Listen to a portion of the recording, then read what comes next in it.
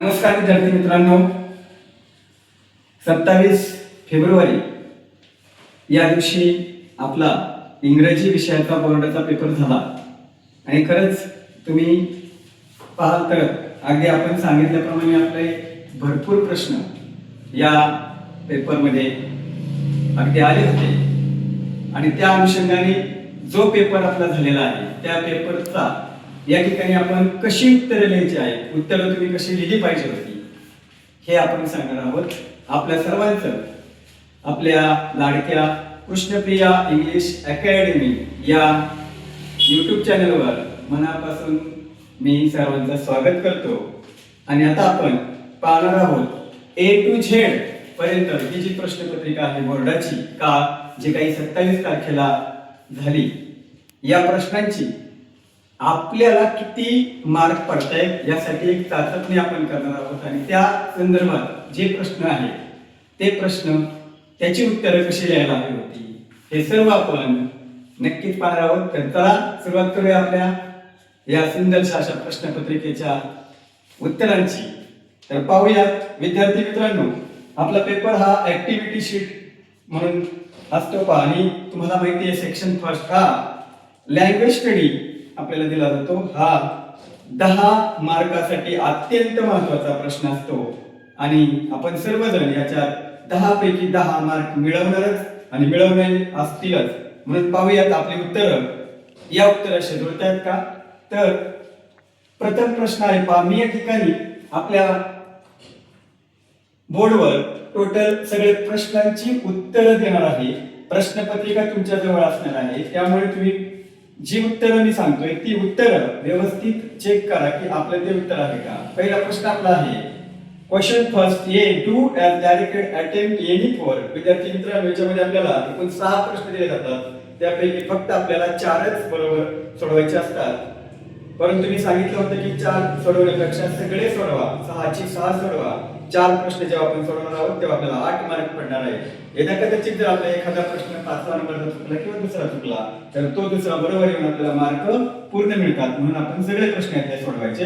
ते कसे सोडवायचे होते, त्याची उत्तरं काय होती ते आपण आता पाहूयात.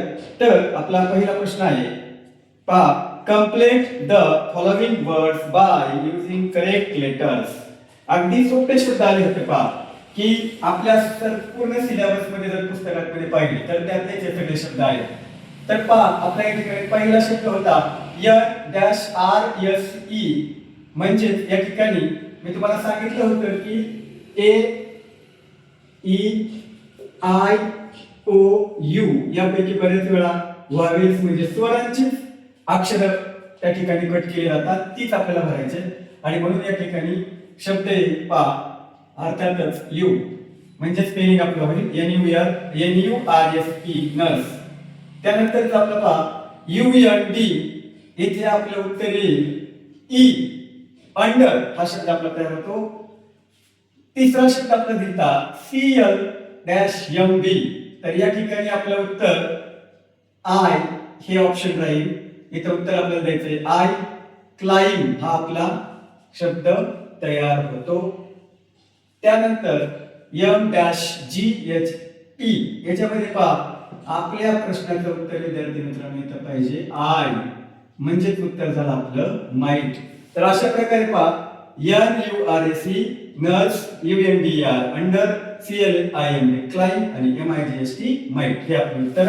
तुम्ही जर ही सर्व उत्तर बरोबर लिहिली असतील तर अशा पद्धतीने आपल्याला 2 मार्क 100% पडणार आहे. त्यानंतर पुढचा आपल्याला एक प्रश्न होता, हा जो आपण दुसरा प्रश्न आहे मी डायरेक्टली उत्तर इथे लिहिलेलं आहे कारण तुमच्या जवळ प्रश्नपत्रिका असणार आहे. तर आपला प्रश्न होता put the following words in alphabetical order.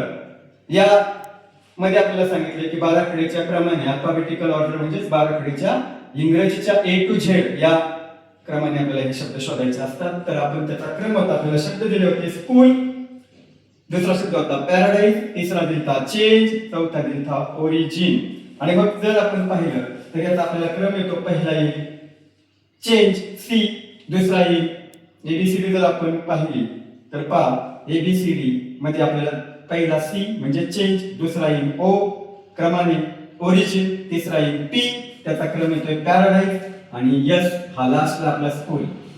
मग या ठिकाणी आपल्याला असे जर दिले तर आपण हे 1 मार्क. नंतर पहा पुढचं उत्तर आपण जे दिलंय ते आहे नंतरचा शब्द आहे पहा पहिला ऑनर HONOUR, नंतर HUMANITY, नंतर HUMBLE, नंतर HINDER.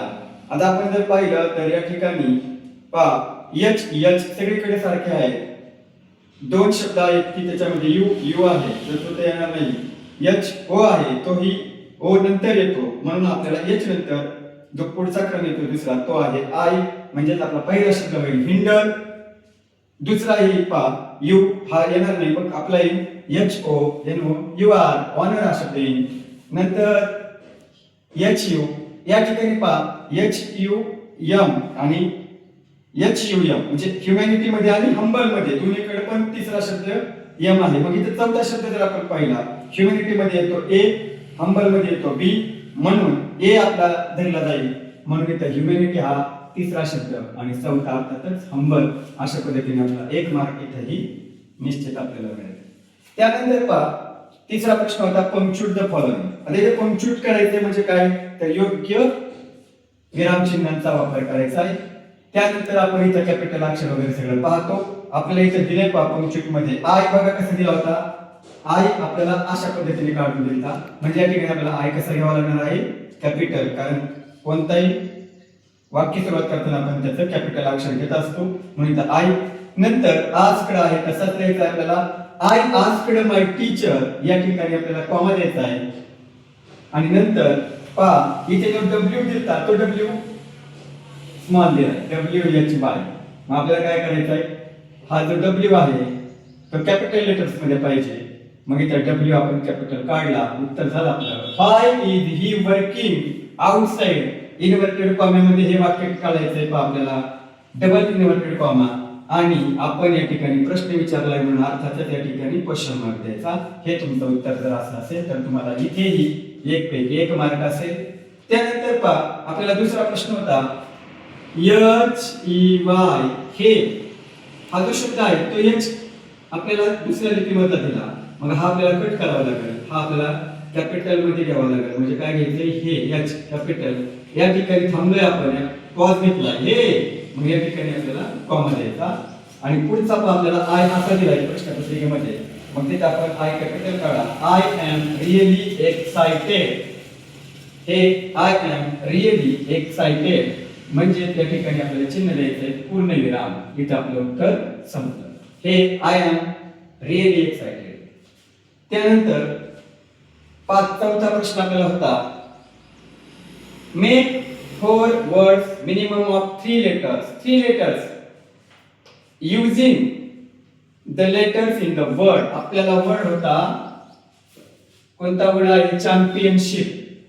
चॅम्पियनशिप या वर्ड पासून आपल्याला काय बनवायचं आहे चॅम्पियनशिप या वर्ड पासून आपण शब्द बनवणार आहोत 3 अक्षरी किंवा जास्तीत जास्त 4 अक्षरी.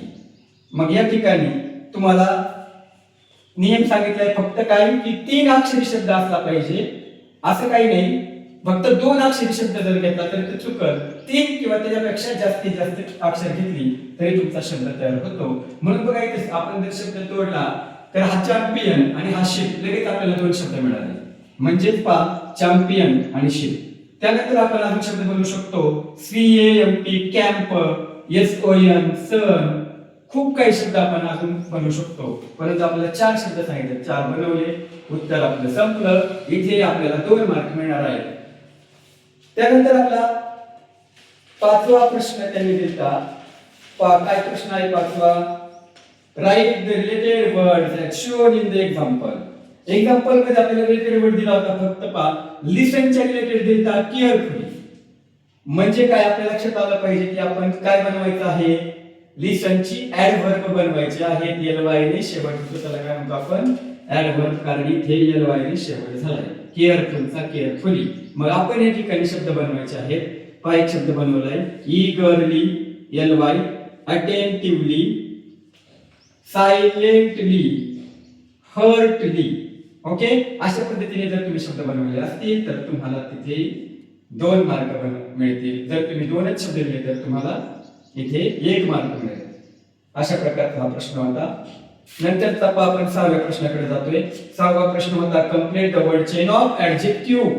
ऍडजेक्टिव्ह बनवायचे होते मित्रांनो आपल्याला. Add 4 words. खूप सोपा प्रश्न होता. ऍडजेक्टिव्ह आपण 5वी इयत्तेपासून शिकत आलोय. ईच बिगिनिंग ऍडजेक्टिव्ह बनवताना आपल्याला काय म्हटलं होतं? Each beginning with the last letter of the previous word. म्हणजे दिलेल्या शब्दाचा जो शेवटचा शब्द आहे तो पकडायचा आणि नवीन आपल्याला ऍडजेक्टिव्ह तयार करायचा. तर आपल्याला ऑलरेडी त्यांनी दिलाय स्मॉल, मग स्मॉल दिला होता याचा शेवटचा अक्षर आहे एल, मग एल पासून मी तयार केला लाऊड. डी आला माझा याचा शेवट. तुमचा कोणता आला असेल तो त्या पद्धतीने तुम्ही बनवला पाहिजे. मग मी डी चा डर्टी बनवला. वाय शेवट आला. वाय चा यमी झाला. यमी, यमी म्हणजे काय? थोडासा गोड आणि आंबट असतो ना त्याला यमी म्हणतात. काही वेळेला ही चव आहे पहा यमी. त्यानंतर यंग, यंग म्हणजे तरुण झाले आपले. तर पहा हे आपले एकूण ए मधले क्वेश्चन ए मधले 6 पैकी आपल्याला किती सोडवायचे असतात? 4. आपले जर 4 करेक्ट आले तर आपल्याला या ठिकाणी 8 मार्क मिळतात, कारण प्रत्येकाला 2 मार्क. चला तर विद्यार्थी मित्रांनो आता आपण पाहू बी हा पुढचा क्वेश्चन. याच्यामध्ये पहा आपल्याला प्रश्नपत्रिकेत असे प्रश्न असतात की पहा डू ॲज डायरेक्टेड. सूचना तशीच आहे, दिलेल्या सूचनेप्रमाणे सोडवा. डू ॲज डायरेक्टेडचा अर्थ काय? सूचनेप्रमाणे सोडवा. त्या ठिकाणी आपल्याला अटेम्प्ट एनीवन म्हटलंय. Make a meaningful sentence by using the phrase at the edge of. At the edge of ही जी फ्रेज आहे, शब्दसमूह आहे. ॲट द एज ऑफ म्हणजे च्या किनारी राहणं, च्या किनारी बसलेलं असतं किंवा च्या एज म्हणजे किनारी. मग आपण वाक्य कसं बनवलं इथं? द फॉक्स, फक्त हा शब्द घ्यायचा आपल्याला. The edge of, at the edge of. The fox lived, lived राहत होता. At the edge of river, कोल्हा नदीच्या काठी किनारी राहत होता. हे झालं आपलं उत्तर. नेक्स्ट पहा आपलं काय आहे? B I know. याच्यात त्यांनी काय सांगितलंय? आता जर तुम्ही हा सोडवला तरी चालेल, दुसरा ऑर आहे त्याला, दोन्हीपैकी कोणता एक बरोबर आपला तरी चालतोय. Add a clause to the following sentence to expand it meaningfully. म्हणजे आपल्याला हा जो क्लॉज करायचा आहे, क्लॉज जोडायचा आहे. याला आय नो ला काय जोडायचं आहे? क्लॉज. तुम्हाला माहिती क्लॉज आपण काय काय जोडतो? डॅश जोड शब्द असतो, हु असतो, विच असतो, व्हॉट असतो, त्याला क्लॉज म्हणतात. मग हे क्लॉज आपण जोडला. पाच उत्तर केलं आपण. I know who is your neighbour. मला माहिती आहे तुझ्या शेजारी कोण आहे. आपण क्लॉज जोडला, एक्सपांड केलं वाक्य. मी क्लॉज जोडला हु आणि हु ने वाक्य एक्सपांड केलं. वाक्य एक्सपांड झालं म्हणजे वाढलं, मोठं केलं, विस्तार केला वाक्याचा. हु इज युअर नेबर्स हे तुमचं उत्तर यायला पाहिजे. आणि मग या ठिकाणी जर तुमचं हे किंवा हे या दोन्हीपैकी कोणतेही एक बरोबर आलं तर तुम्हाला इथे 1 मार्क मिळणार आहे, लक्षात ठेवा. त्यानंतर क्वेश्चन 2 त्यातला बी मधला. मग आता त्याच्यामध्ये आपल्याला 2 प्रश्न आहेत. पहिला ए असतो पहा आपल्याला. Add prefix or suffix to make new words. Prefix आणि सफिक्स बनवा, कोणतेही एक बनवा. प्रिफिक्स बनवा, सफिक्स बनवा, काही अडचण नाही. रिस्पॉन्सिबल हा प्रश्न आपल्याला शब्द दिला आहे आणि याचं आपण काय बनवलंय? तर याचं अनरिस्पॉन्सिबल बनवलं. काय बनवलंय? हे प्रिफिक्स बनवलंय. काय बनवलंय? अन लिहून प्रिफिक्स बनवलं. एखाद्याला जर सफिक्स बनवायचा असेल तर तो काय बनवल? रिस्पॉन्सिबिलिटी. रिस्पॉन्सिबिलिटी झाला शब्द त्याचा. रिस्पॉन्सिबिलिटी जरी लिहिला तरी काही अडचण नाही. नंतर कंटिन्यू तर डिसकंटिन्यू किंवा जर तुम्ही सफिक्स बनवला तर तो काय होईल? कंटिन्युअस. काय होईल? आपण काळ शिकलोय ना, continuous tense, present tense, past tense, continuous झाला. हा त्याचा काय झाला? सफिक्स. तुम्ही कोणताही बनवू शकता. सफिक्स बनवा, प्रिफिक्स बनवा. त्याला ऑर दुसरा प्रश्न आहे. आता पहा इथे ऑर बी ऑर हा सोडवला नाही तर हा. तर इथे काय सांगितलंय पहा, प्रश्नामध्ये विचारलंय पहा. Or make a meaningful sentence using any one of the following words. खाली दिलेल्या शब्दांपैकी कोणताही एक मीनिंगफुल शब्द बनवा. पहा मीनिंगफुल या शब्दाला घेऊन वाक्य बनवायचं आपल्याला. मग मी वाक्य तयार केलं. रिस्पॉन्सिबल म्हणजे जबाबदार.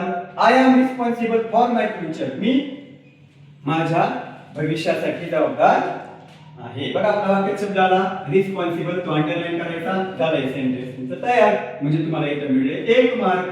त्याच्यानंतरचा पुढचा प्रश्न त्याला द्यायचा पुढच्या शब्दाकडे. कंटिन्यू शब्द आहे पुढचा. कंटिन्यू म्हणजे काय? सतत. सतत एखादी गोष्ट कर किंवा सतत एखादं करणं. मग हे वाक्य आपण बनवलं पहा. Please continue your work. कृपया तू तुझं सतत पुढे काम कर. पुढे चालू ठेव. कंटिन्यू पुढे चालू ठेवणे. चला तर आपण ही लँग्वेज स्टडीची सगळे प्रश्न पाहिले आहेत. पुन्हा एकदा या सगळ्या प्रश्नांची खात्री करा आणि मला आशा आहे तुम्हाला नक्की 10 पैकी 10 आउट ऑफ 10 मार्क पडणार आहेत. चला तर मग आता आपण पुढील भाग पाहणार आहोत.